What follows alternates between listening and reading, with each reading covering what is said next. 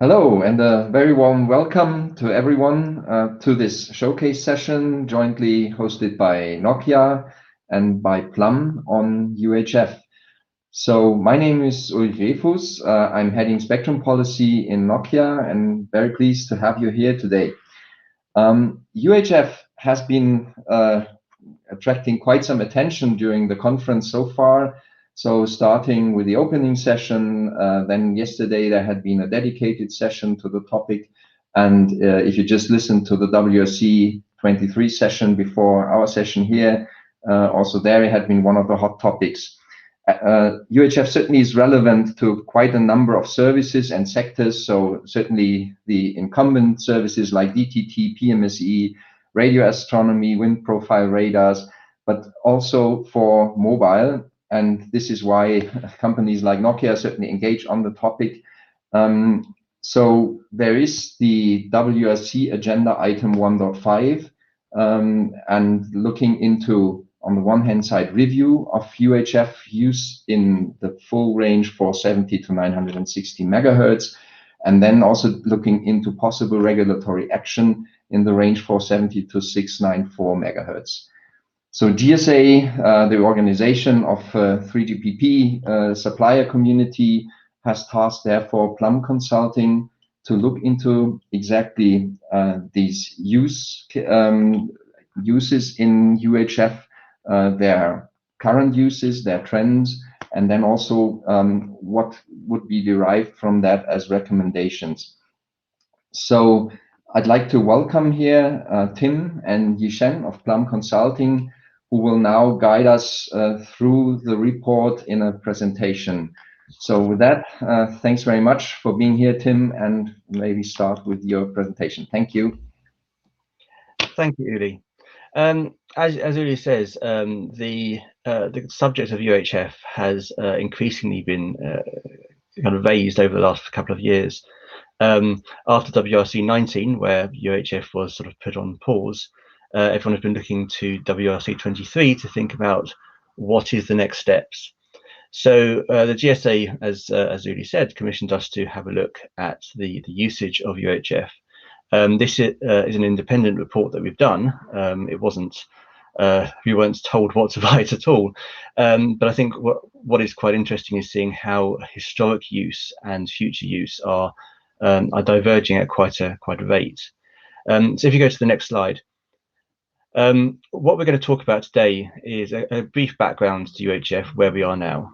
Then we're going to talk about how it's used currently by television broadcasting and how it will be used in the future. We're going to talk about mobile communications. We're going to talk about other services, and we're going to look at flexibility or choice, and where our conclusions come to. If you go to the next slide, the next one. Historically, UHF is important in Region 1 for a number of different users. Back in the 1960s, it was divided into 81 different channels going from 470 up to 958 megahertz. And high definition TV, what was known as high definition TV in the 1960s, was allocated this, contrary to the kind of the standard definition at the time, which was I think 240 lines being done in VHF.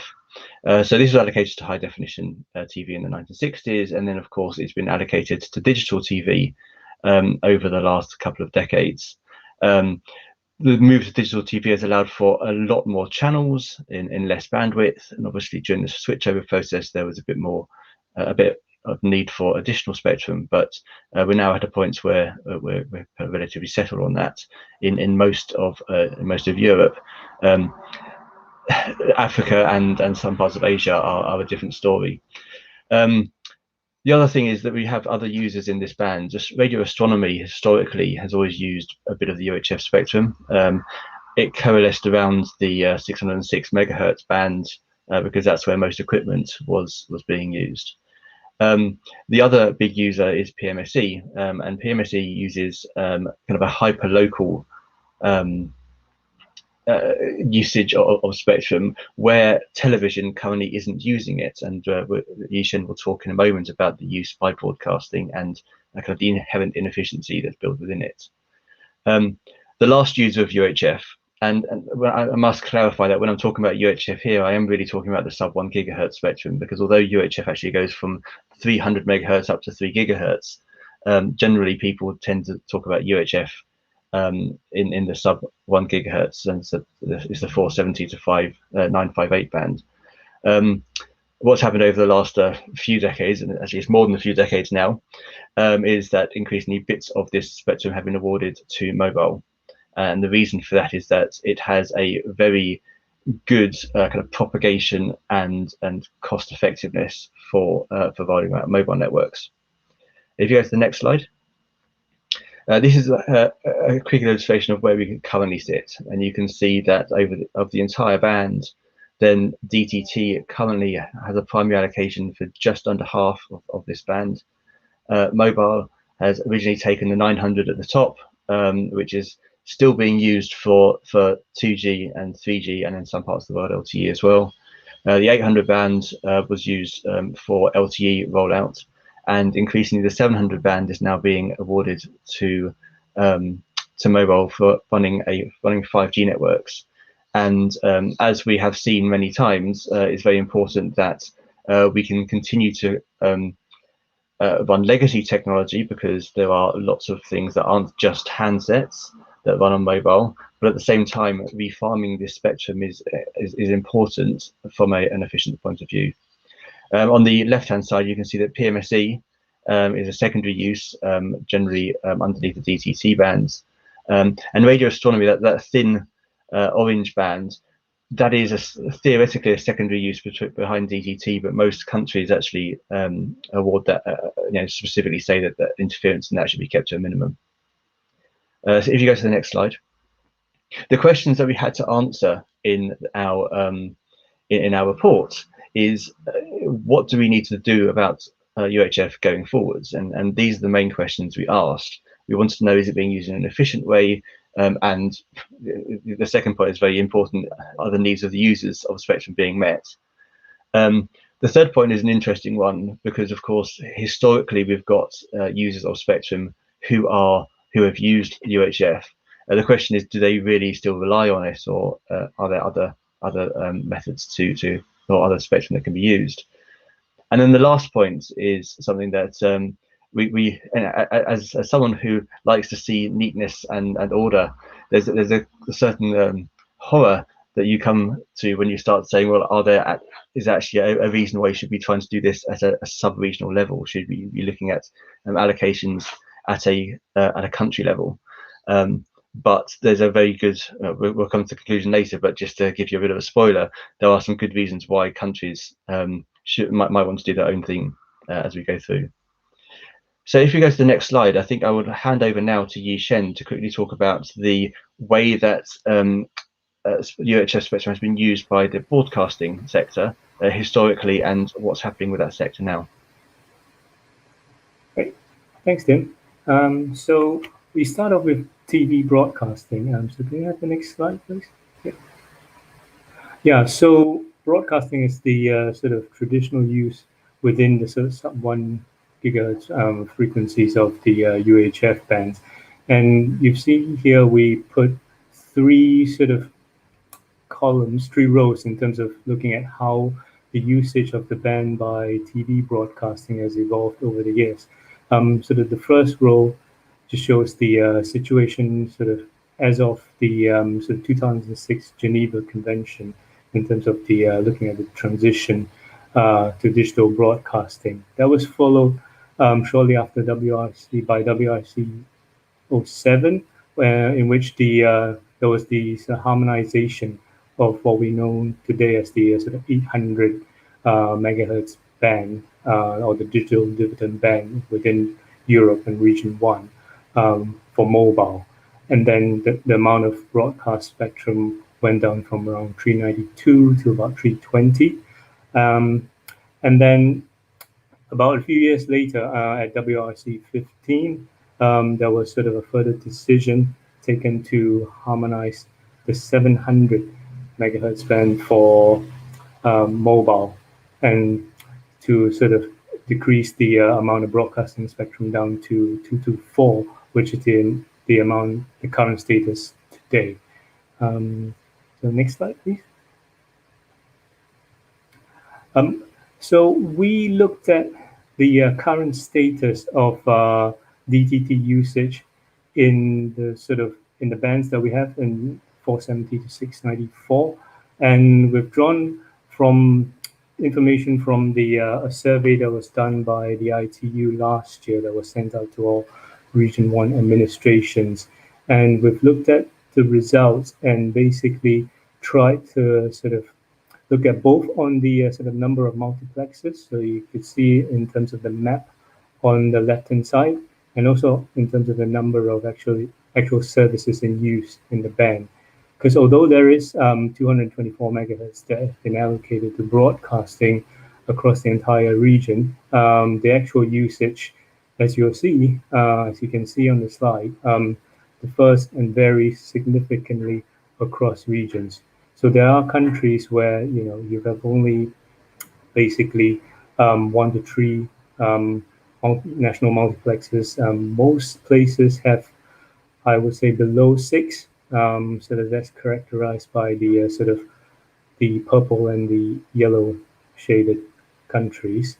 And then there are some with a bit more, around 7 to 10. And there are a small number of countries with more than 10 multiplexes. So the situation varies significantly in terms of how DTT spectrum is being used across the different countries.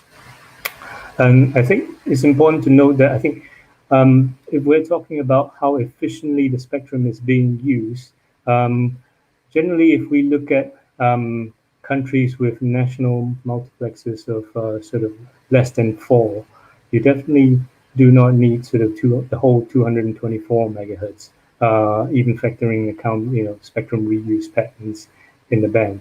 So there is potential scope there, thinking about whether there is the potential to reduce broadcasting use of spectrum within this frequency range. But for some other countries, as you can see, usage is much more heavily utilized. In terms of the number of services, we looked at the number of national services, regional services, and in some countries there are also some paid DTT services. Although, as you can see, most of the countries who actually responded to the questionnaire have indicated there is no paid DTT services, and we'll get onto that on the next few slides, looking at what are some of the other changes going in the sector. But by and large, you can see that most of the countries that have responded to the questionnaire have indicated they're roughly less than 10 services or channels in use running within this frequency band. So, but again, there is another set of countries. There's some countries at the other extreme where you have a lot more channels in use. So that's the situation in terms of DTT usage. Can you the next slide, please? Yeah. So aside from DTT, as we all know, there are other platforms that deliver audiovisual content services, and increasingly, this is an area that's getting increasingly competitive with online delivery over broadband networks. So as broadband networks have improved over the years, particularly within the last 10 years, and the number of services have proliferated, we're starting to see significant changes in usage and take-up and adoption of different platforms.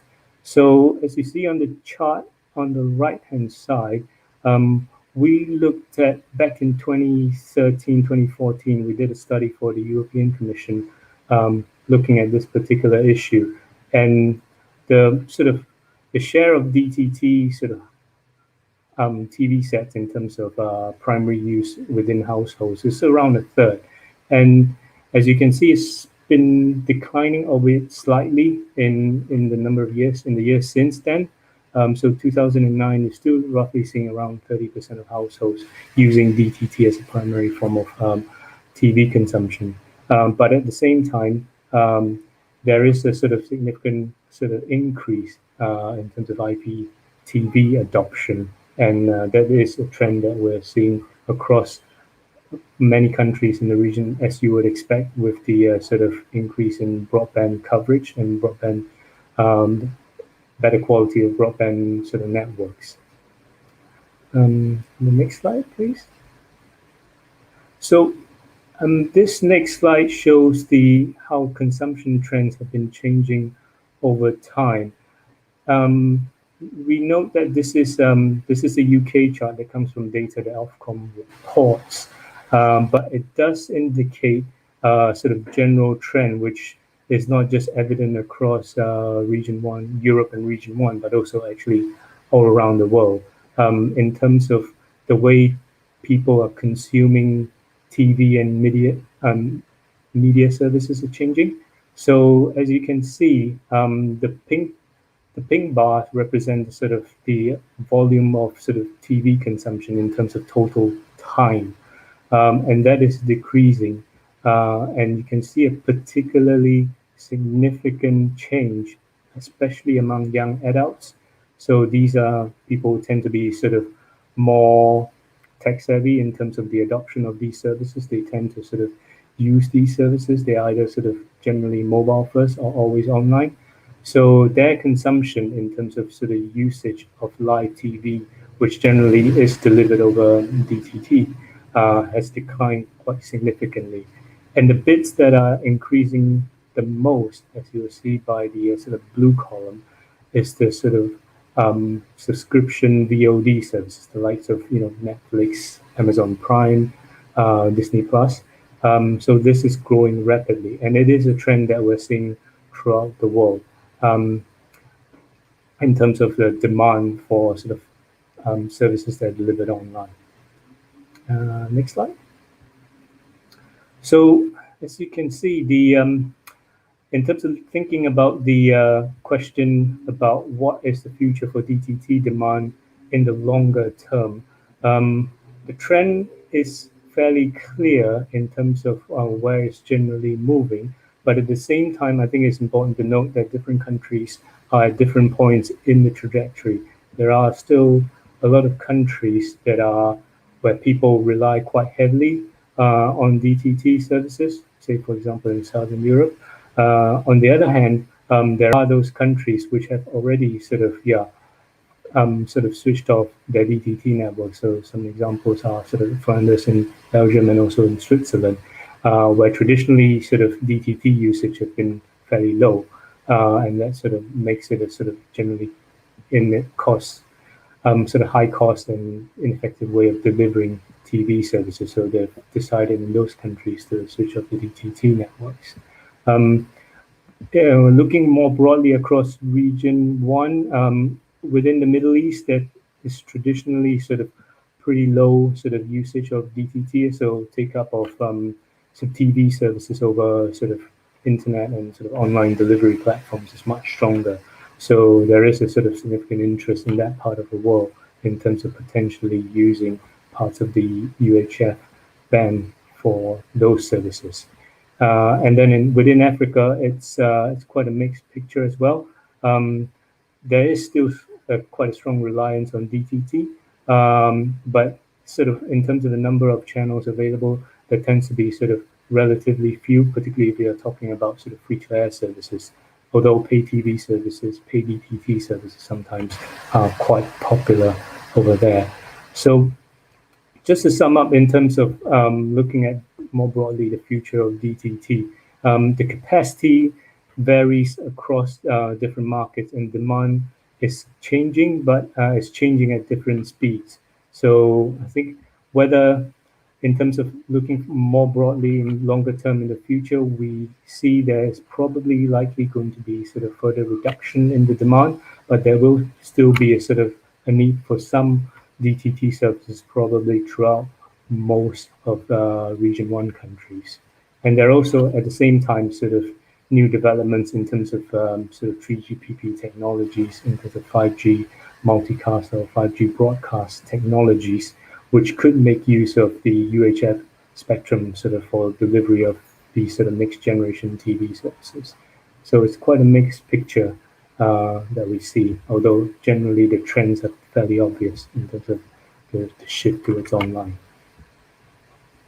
Okay. I think at this point, yeah, I'll hand back to Tim. Thank you, Yushin. So I think what's quite interesting is that the as Yushin said, the use of television broadcasting has been falling slightly over time, but it's not so much the kind of the slow decline, but it's the fact that so many countries are in different positions on the roadmap there. So if you go to the next slide, I'm going to talk about mobile communications use of UHF.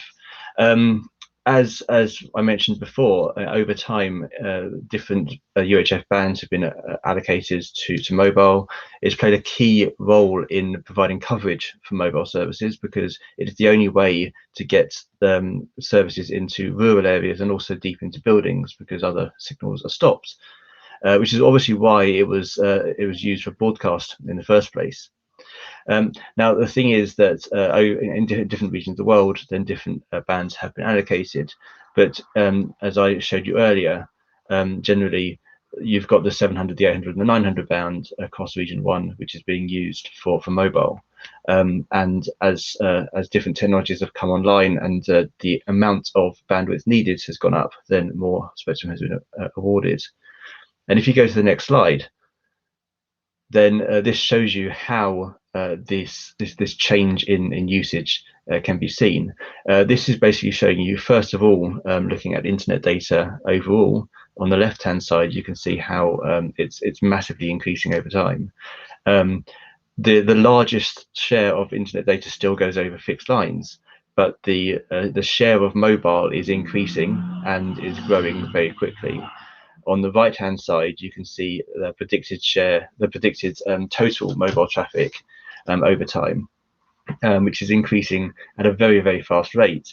And you can, the thing that really stands out from the graph on the right-hand side is that over 3/4 of all mobile traffic by 2026 is expected to be video traffic. So this gives us a very important indication of what sort of networks need to be being built. If you go to the next slide, the one thing that we were aware of course, is that mobile telecoms doesn't just use UHF; it uses many other bands. But as I said earlier, these other bands are not suitable for rolling out in rural locations. I mean, you can roll out C bands to some extent, but it's not going to have a very large reach, and you're going to end up with large kind of dark areas where the signal is not reaching, and it's just not economically possible for companies to roll out a network there.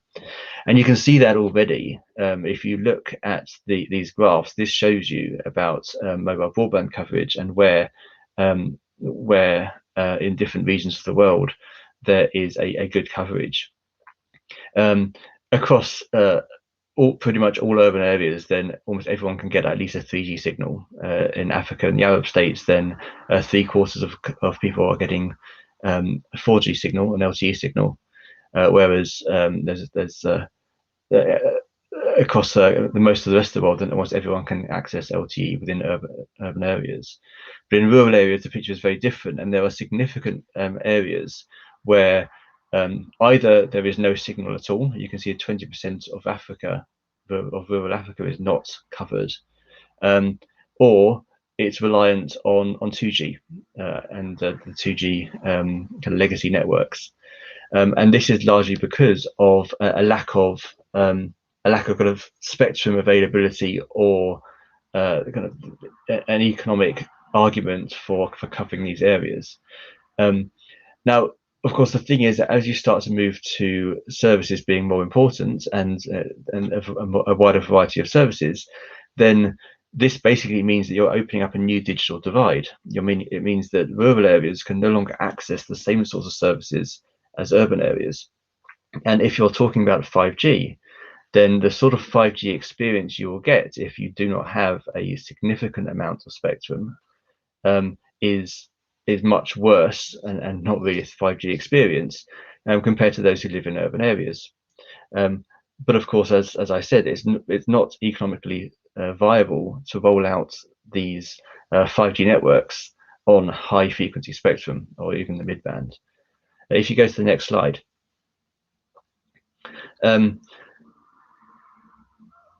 the thing is, of course, that you do want to make sure that these rural areas have access to good quality connections.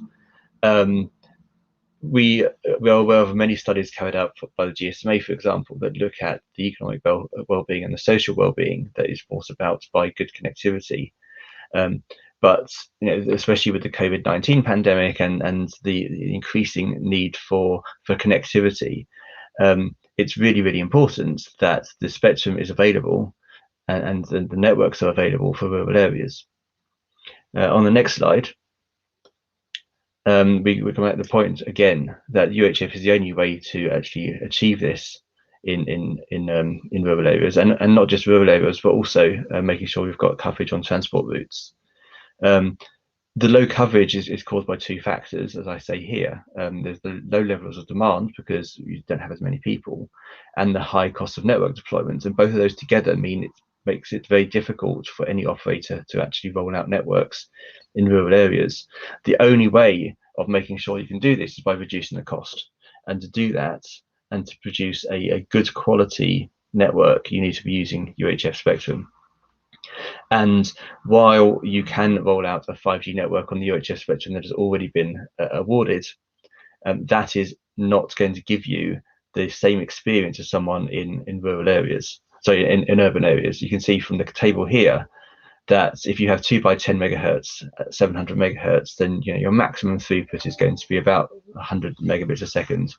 It might go up after release 17, but it's still going to be relatively low. Whereas those people in urban areas are going to be getting speeds of around 5 times, 6 times that, possibly even up to 100, so 10 times that, 12 times that. So there's a real danger of a digital divide opening up here if there is no kind of additional spectrum awarded to enable rural areas to have access to a good quality spectrum. If you go on to the next slide, we're aware that there are other services that use UHF, and regulators need to be aware of this. And I'll just very quickly talk you through these. On the next slide, I think we talk about PMSE first. PMSE is a secondary user of UHF at the moment, but it uses spectrum where television is currently not using it. And the reason for that is that adjacent broadcasting towers for television must use different spectrum bands in order to avoid interference between them. And so therefore you have areas where certain spectrum is not being used.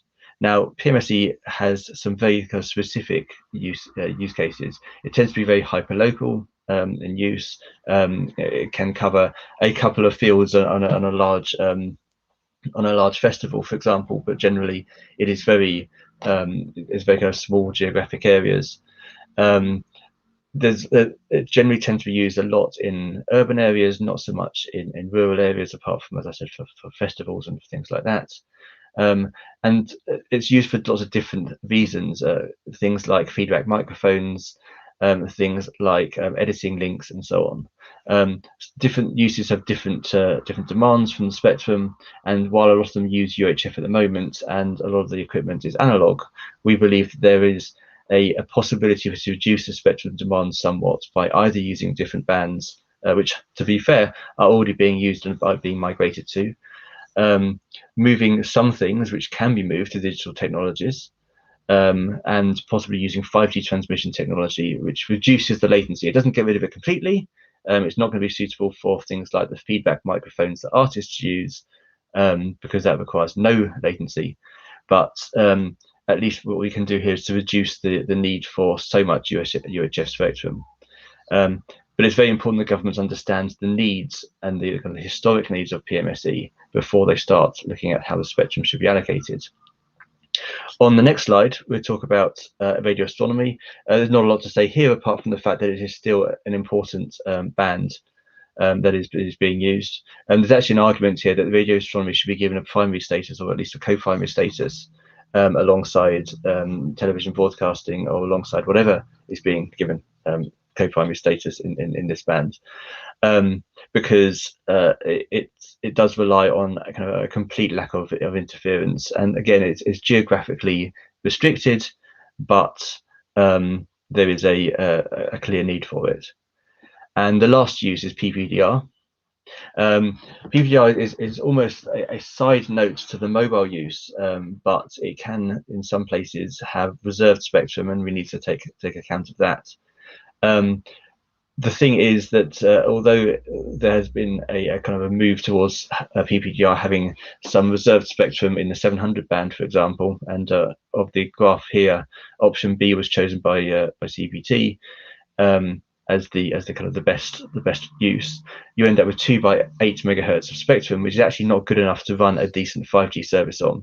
So you end up with PPDR needing to use a hybrid approach where there are critical and supporting communications, and if anything, this really drives the need for mobile operators to have a better use of UHF spectrum to make sure that they can support PPDR users over time.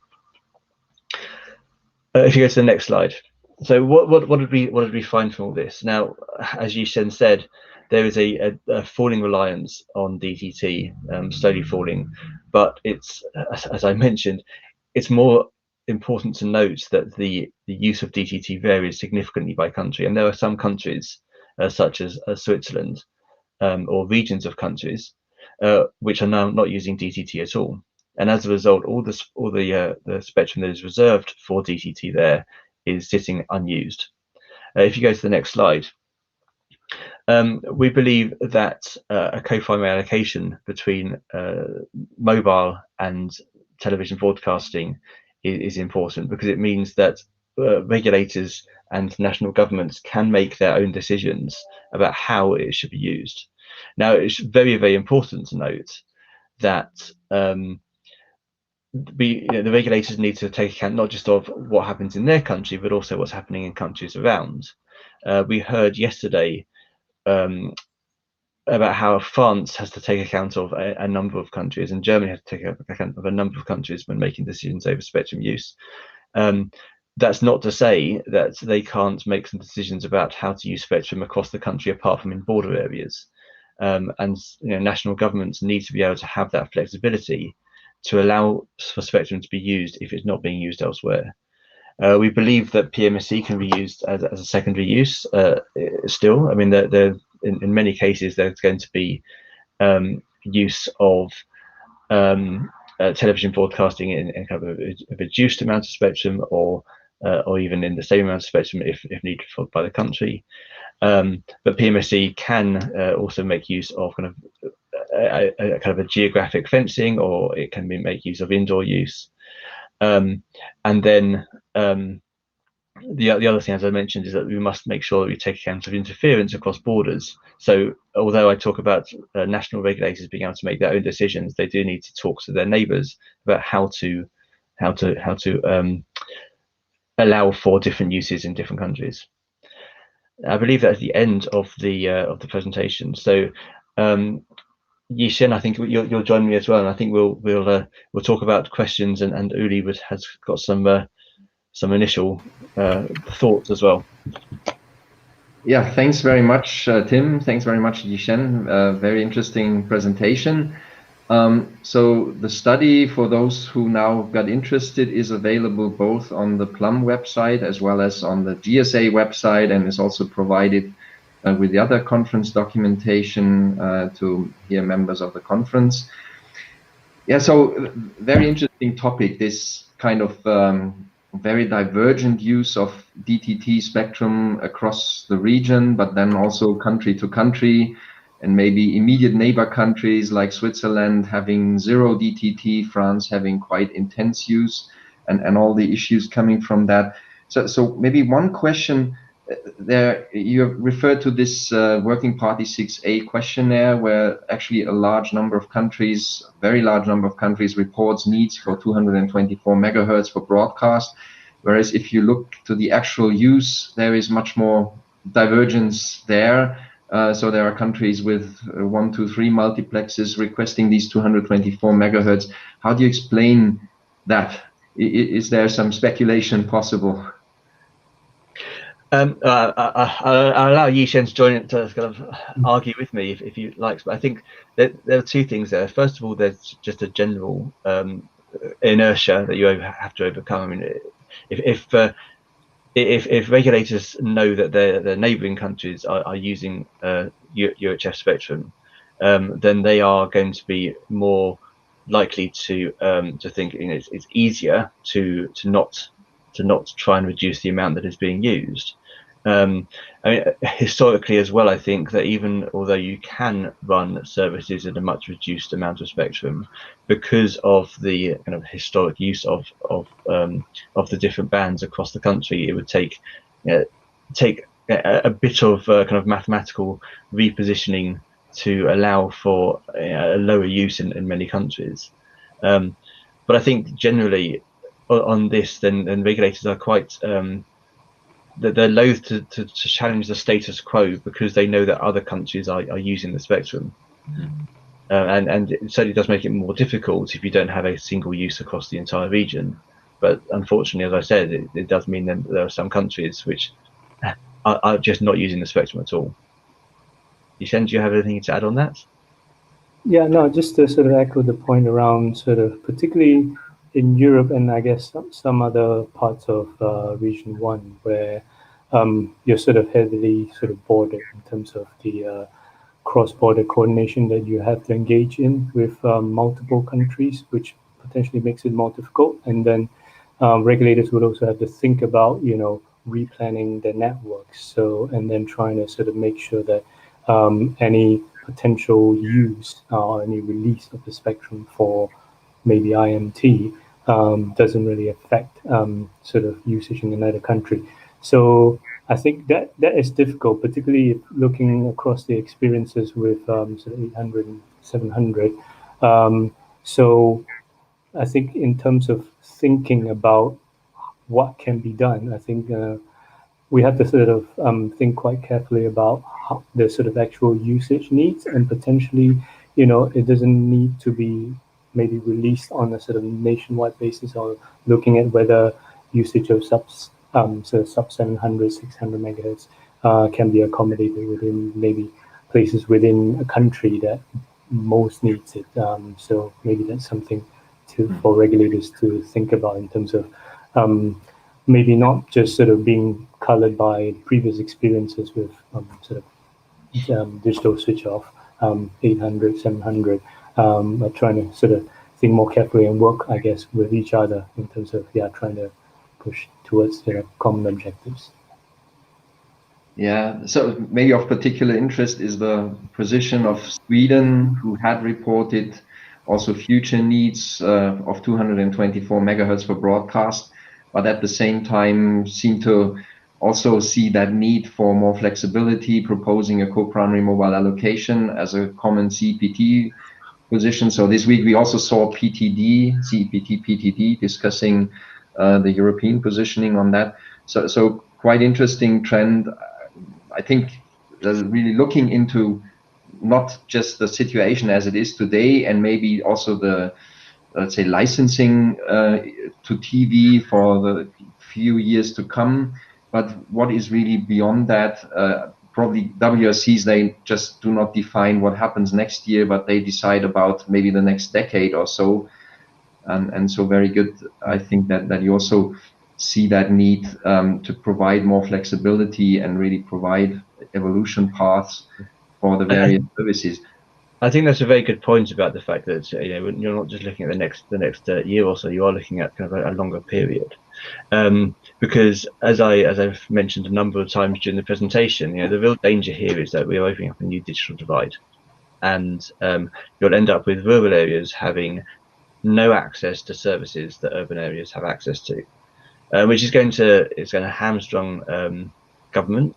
They're not going to be able to roll out digital governance in the right way if they can't give equal services to different places. It's going to mean that economies shift ever more to cities, because that's where people will be able to kind of use these services to make more money, more social contacts, and so on. So overall, it's going to if we don't tackle this very soon, and allow for 5G networks and 6G networks to be able to offer a better quality of service in rural areas, you can end up with some significant demographic shifts, which is something we don't really want to don't want to experience. Yeah, thanks very much. I think the session is scheduled to end very soon, so I would love to continue that discussion. But I think there'll be plenty of opportunities in the coming weeks, months, and even years up to WSC 23, and then also once there should be a co-primary mobile allocation, how to actually use that most efficiently to the benefits of all sectors. So thanks very much to all for listening. If there is interest, please feel free to get in contact either with the colleagues at Plum Consulting or myself. And then hope to see you soon in person in a real conference again, and have maybe also a discussion over a coffee or so. Thank you very much. See you soon. Bye-bye. Thank you very much. Thank you. Bye.